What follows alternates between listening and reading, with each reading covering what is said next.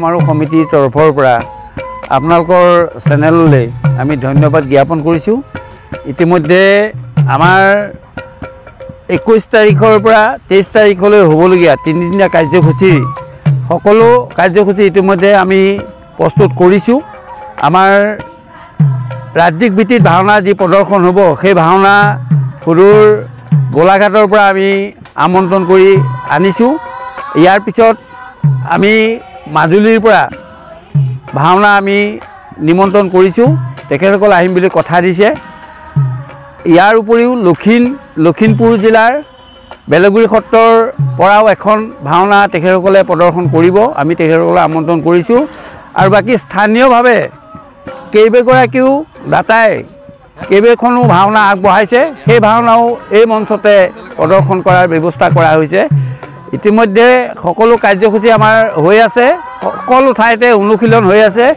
এই সদৌ গোপালপুৰ অঞ্চলৰ বিভিন্ন ঠাইত ভাওনাৰ অনুশীলনেই হওক বা বৰগীতৰ অনুশীলনেই হওক, ভোৰতালৰ অনুশীলনেই হওক ইত্যাদি ইত্যাদি কৰি পেলাই শংকৰী কলা কৃষ্টিৰ যিখিনি জড়িত হৈ আছে সেই সকলো কাৰ্যসূচী আমি ইয়াত ৰূপায়ণ কৰিবৰ কাৰণে ব্যৱস্থা কৰিছোঁ আৰু সকলোৱে সহযোগিতা আগবঢ়াইছে।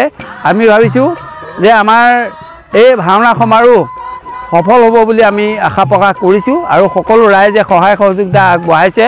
দাতাসকলে আৰ্থিকভাৱে তেখেতসকলে অৰ্থ যোগান ধৰিছে।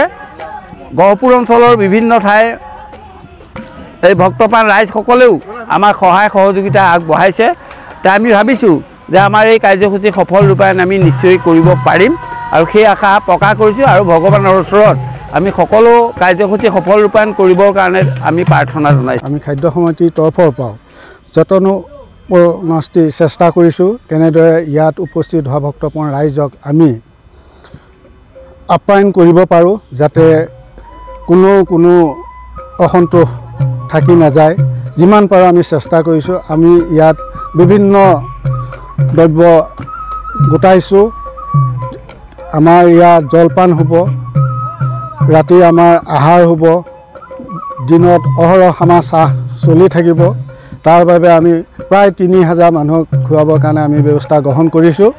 আৰু এই অঞ্চলৰ ৰাইজৰ যি আমাৰ সহায় সহযোগ, আমি এই চেনেলৰ যোগেদি এই অঞ্চলৰ ৰাইজক আমি ধন্যবাদ জ্ঞাপন কৰিছোঁ। এই অঞ্চলৰ উপৰিও আমাৰ এই সমষ্টি বা সমষ্টিৰ বাহিৰৰ বিভিন্ন ৰাইজে আমাক এই অনুষ্ঠানভাগ সফল কৰিবৰ কাৰণে কায়িক দৈহিক বা আৰ্থিকভাৱে আমাক সহায় কৰিছে। সেইসকলকো আমি আমাৰ সমিতিৰ তৰফৰ পৰা ধন্যবাদ আৰু কৃতজ্ঞতা জ্ঞাপন কৰিছোঁ। আমি সদৌ গোপালপুৰ ভাওনা সমাৰোহ সমিতিৰ কৃষি বিভাগৰ দায়িত্বত আছোঁ, গতিকে মই বিশেষভাৱে কৃষি বিভাগৰ কথাখিনি আপোনালোকক অৱগত কৰিম নিউজ চেনেলক। আমাৰ প্ৰথম দিনাৰ যি 21 তাৰিখৰ যি ভাওনা সমাৰোহ কাৰ্যসূচী, প্ৰথম কাৰ্যসূচী ধৰ্মধ্বজা উত্তোলন, এই ধৰ্মধ্বজা উত্তোলনৰ পিছতেই আমাৰ অঞ্চলৰ স্থানীয় মহিলাসকলৰ দ্বাৰা প্ৰায় 150-200 মহিলাই একেলগে শংকৰগুৰুৰ যি বৰগীত শুনো শুনো ৰে শুনো বৈৰী পামানা এই গীতটি পৰিৱেশন কৰিব। এক দৃষ্টিনন্দন পৰিৱেশৰ সৃষ্টি হ'ব বুলি আমি আশা ৰাখিছোঁ। লগতে আমাৰ কৃষ্টি বিভাগৰ ফালৰ পৰা দ্বিতীয় দিনা কাৰ্যসূচীত যি 22 জানুৱাৰী, এই 22 জানুৱাৰীত আমাৰ অঞ্চলৰ খ্যাতনামা আমাৰ শিক্ষাবিদ তথা সমাজকৰ্মী বিভিন্নজনৰ সোঁৱৰণিত বঁটা আগবঢ়োৱা হৈছে, নগদ ধন আগবঢ়োৱা হৈছে। দিহানাম প্ৰতিযোগিতা হ'ব 11 বজাৰ পৰা দিনৰ প্ৰায় 15টাৰ পৰা 20টা দলে তাত অংশগ্ৰহণ কৰাৰ কথা আছে। দীনেশ শইকীয়া সোঁৱৰণি, কামিনী শইকীয়া সোঁৱৰণি, ভুৱন বৰা সোঁৱৰণি, পুনাৰাম বৰা সোঁৱৰণি আৰু জোনা ভিয়া সোঁৱৰণি যি আমাৰ প্ৰতিযোগিতা হ'ব, দিহানাম প্ৰতিযোগিতা হ'ব। এই দিহানাম প্ৰতিযোগিতা আমি নিশ্চয় সফল হ'ব পাৰিম বুলি আমি আশা ৰাখিছোঁ। আৰু প্ৰত্যেক দিনৰ যি কাৰ্যসূচী, 3 দিনীয়া কাৰ্যসূচীত আমাৰ কৃষি বিভাগৰ বিস্তৃত কাৰ্যসূচী থাকিব। ভোৰতাল নৃত্যকে ধৰি শংকৰগুৰুৰ যি